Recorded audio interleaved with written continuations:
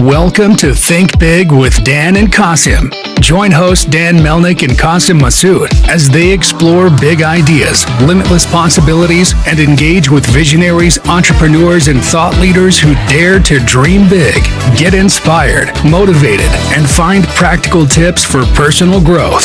Think big, dream bigger, and ignite your potential. Welcome to Think Big with Dan and Qasim, and our guest today is Gary. So, Gary, if you want to go ahead and introduce yourself, tell us where you live and what you do. Yeah, my name is Gary Sarenvirta.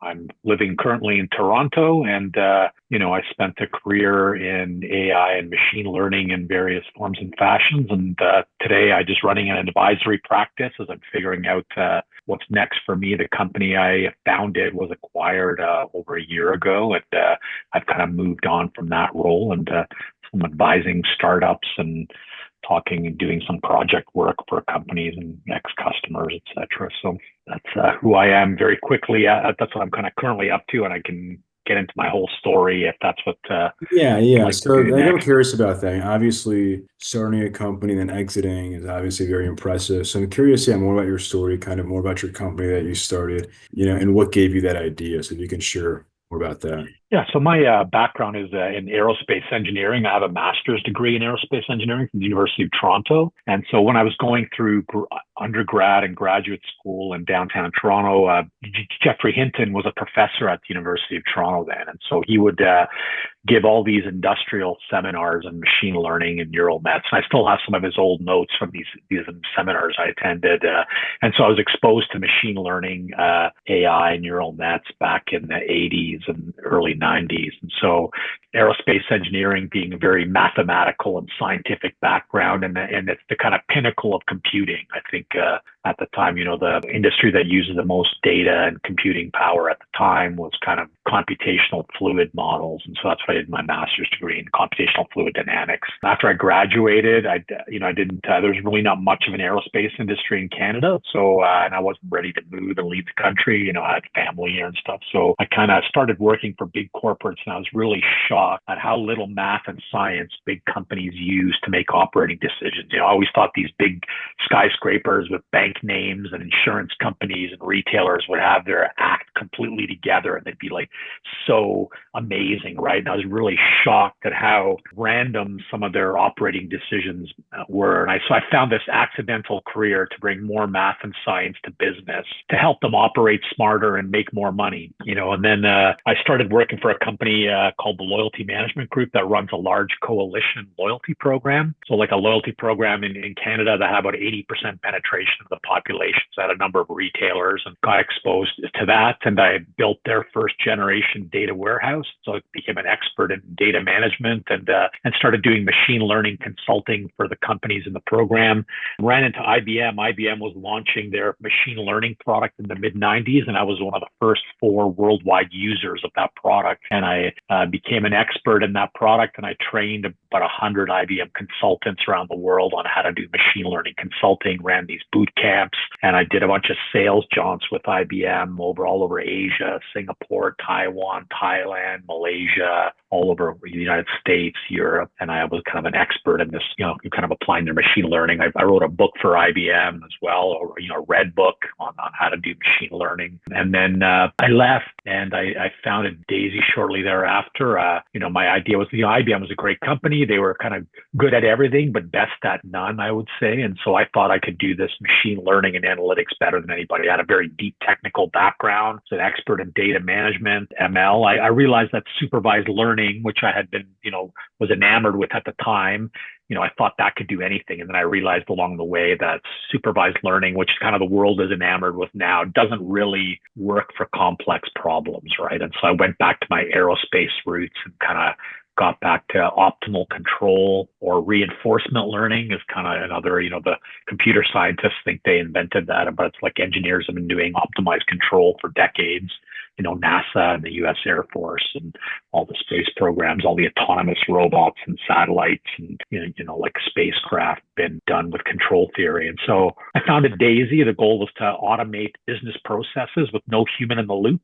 And we did that in the insurance industry, automating, fraud detection and claims automation. So claim comes in, Daisy's intelligent. When the company I founded was called Daisy Intelligence. So the software automatically, with no human in the loop, would say, should I pay this claim or should I not pay this claim? If it's not fraud, if it's fraud, obviously don't pay it. And then we'd give an explanation. This is why we think this claim is fraudulent to a human being who investigator. And if it was not fraud, then can we pay it without reviewing it?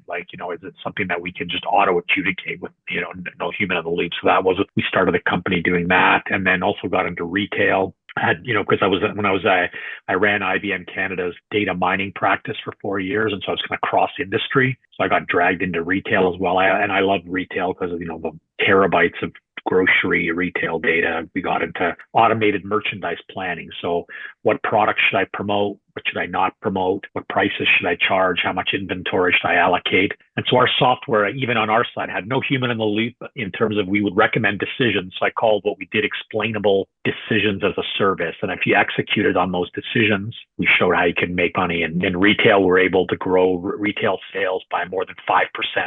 Our largest customer when I was at Daisy was, $25 billion company, and we were growing their sales by $1 billion a year by automating this kind of merchandise planning. The vision of the company was to automate business processes that are beyond human ability, right? And so deciding what to promote if you're a retailer, if you got 100,000 products and you got 400 stores and you got 10 million customers, it's way beyond a human's ability to absorb all that information and decide what's the optimal combination of products to promote, because the products are all related. When you promote pop, you might sell chips and soda, like cookies and crackers. There's this halo effect. And so optimizing the halo, what Daisy was all about. And so it's kind of, in retail, it was maximize the halo effect. So we want to promote products that drive a large halo, that drive consumer interest. And insurance, it was identify the halo, which are the outliers, and eliminate them, because outliers were fraud and risk, right? So that's what kind of Daisy did for 20 years. It was kind of way ahead of the curve,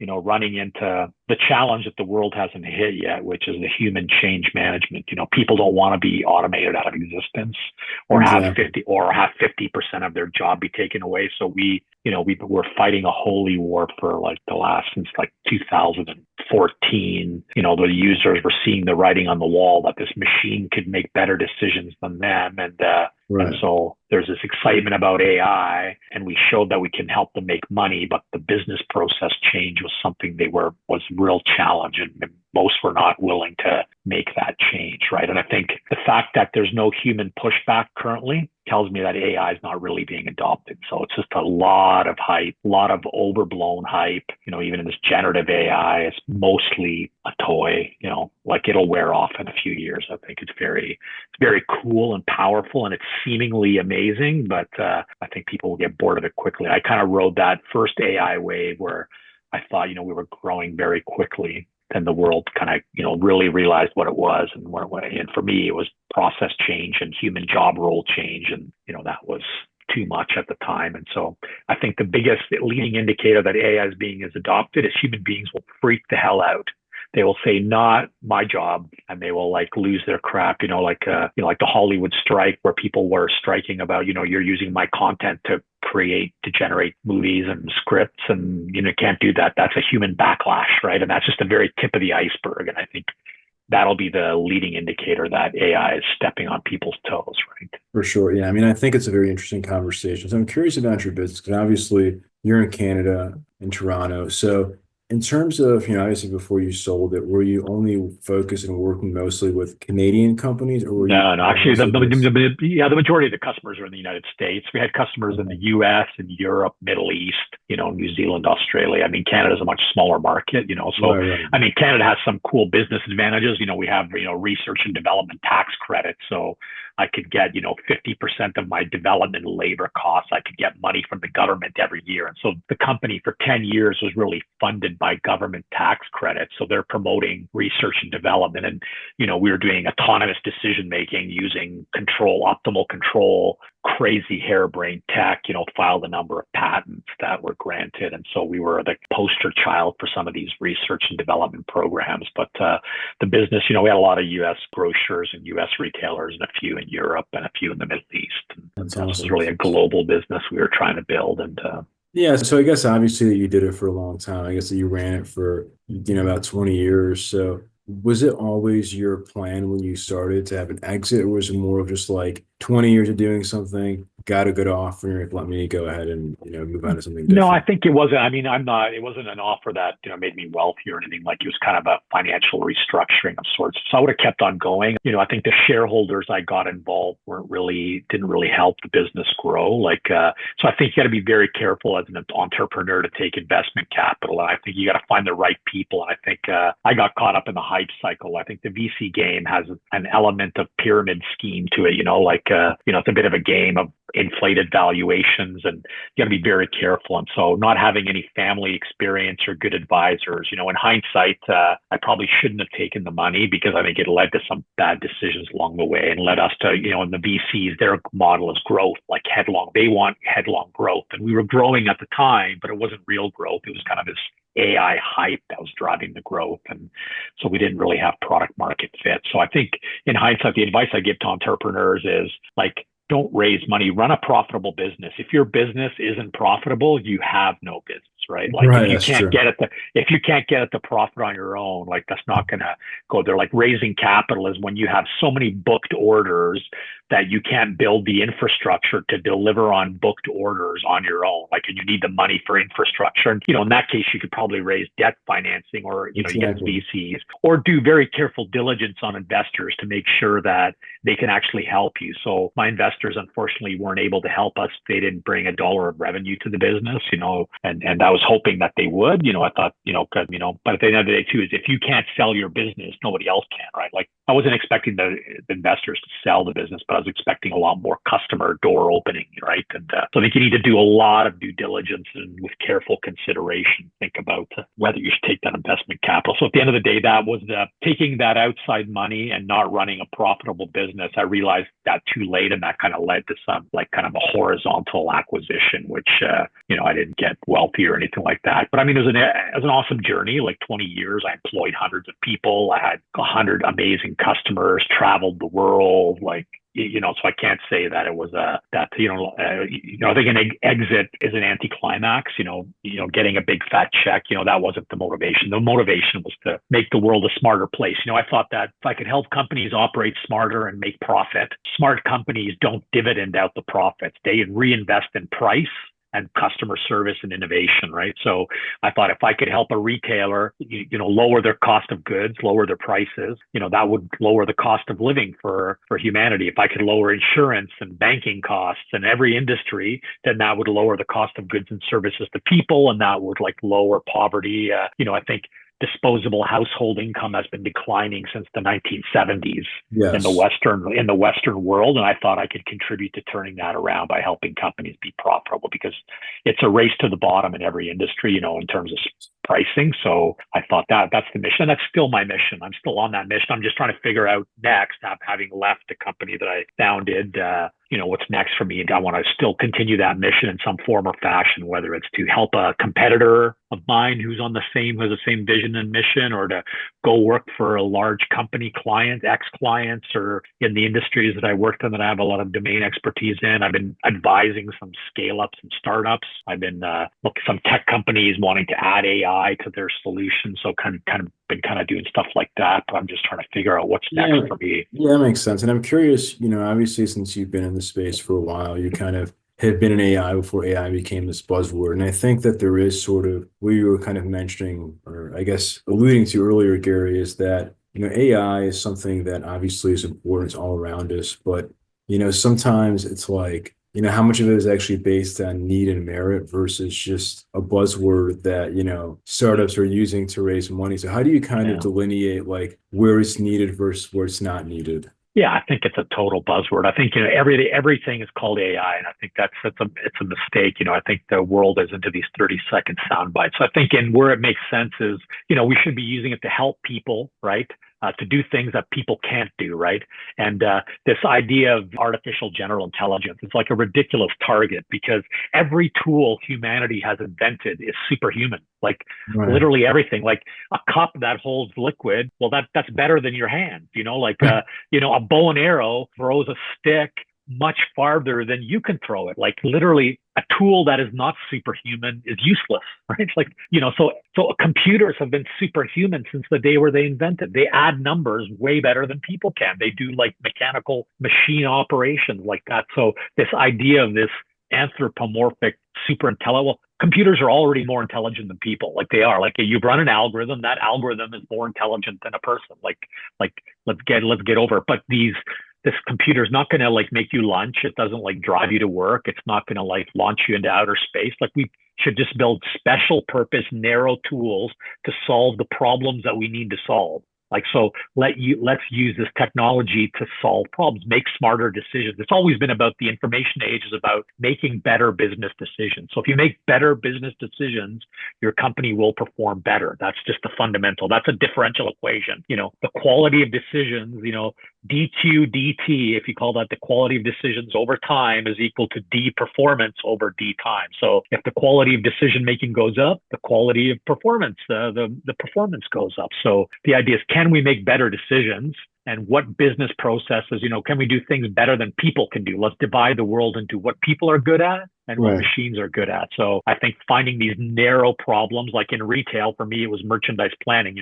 What combination of products to promote, what combination of prices to charge, that's beyond human ability. So that's a great computational task that you can do. And it drives, if like we were growing client sales by 5%, that's like we were in retail, that's doubling net income, total company net income. That's astronomical, but the change was so painful. So I think you need to look for these narrow opportunities. And then there's a lot of caveats to applying technology, especially when you're automating processes, that you have to have a process in place. Right. Yeah, exactly. I'm kind of curious about this because you kind of mentioned, I think, one thing about the investors, but I guess besides that, right? If you could go back in time to before you started that company, what is the one biggest piece of advice that you wish you knew? Well, I think it was this corporate investment thing. Like, I think, I wish I had more exposure to that world. I kind of learned it on my own over the 20 years I ran the company. And I think I would have started my company earlier. I would have started a decade earlier, right? I think I got with a technical education, I didn't have a lot of, there wasn't a lot of business courses when you're doing aerospace engineering. You're not taking, too much business stuff. But then, immediately every place I ended up working, I kind of somehow rose to the top and ran a budget. And so I kind of got exposed to corporate finance. And once I had enough of that, then I should have started. So I should have started a decade earlier. And then I should have really, I think in hindsight, like the understanding that cash is for businesses, it's all about cash flow. Like revenue is a bullshit metric. Net income, like EBITDA is a bullshit metric. It's all about cash. How much free cash flow do you generate? And that's what I wish I had known. If I'd known that, I would have run the business very differently. Like when I ran it on my own for 15 years and didn't raise any money and we just broke even every year, that was just necessity, right? Like you don't have money, so you're just running to break even every year. And we did that, right? And then when I took venture capital money, I started burning cash. And then once you're burning cash, you have to grow. And if you're not growing fast enough to cover off the cash burn, then then when you raise, you get like negative valuation growth, right? So I think, this knowing about cash is king. And that's every smart acquirer or investor that I met, they value your business on multiples of free cash flow, right? And so when I tell them, they go, the question was, how much cash are you burning? Oh, I go $100K a month. Oh, your business is worth zero. That's what the smart people say.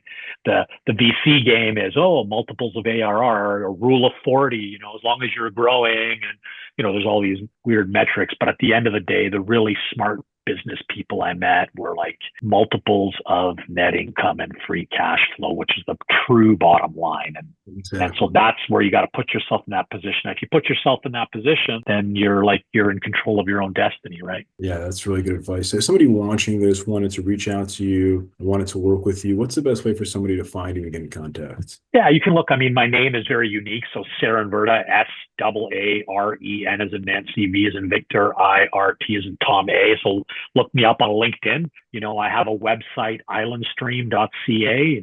I kind of do this advisory consulting. You can find me there. My email is gsarenvirta@gmail.com. So, feel free to reach out. As I said, I'm helping startups with advice, being, having 20 years of being the CEO and founder and chief scientist. I got a ton of operational experience, can help young companies and help them with product market fit, help them with, if you're in Canada, helping you get tax credits and grant proposals and things like that.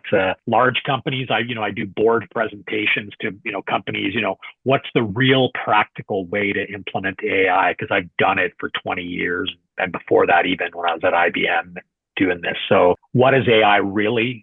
Break through all the hype, give you a practical skinny, and help some of these companies implement AI into their business. Or, I've been doing due diligence for some investors who are looking at making an investment and asking me to evaluate the technology. So using my expertise in AI and data management to say, is this something that you would invest in? And what are the pros and cons of this tech? So those are kind of the three things I'm kind of currently working on. And if you reach out to me via LinkedIn or email or my website, happy to have a conversation. At the very least, I'm not a hard salesman. Like if you need help and you want help, sure, I'm open to that. And if we love each other, then maybe we work together. If not, sure, we'll have an interesting conversation at the very least. So awesome. Well, Gary, it was a pleasure, and thanks so much for your time today. Yeah, thank you. It was great to meet.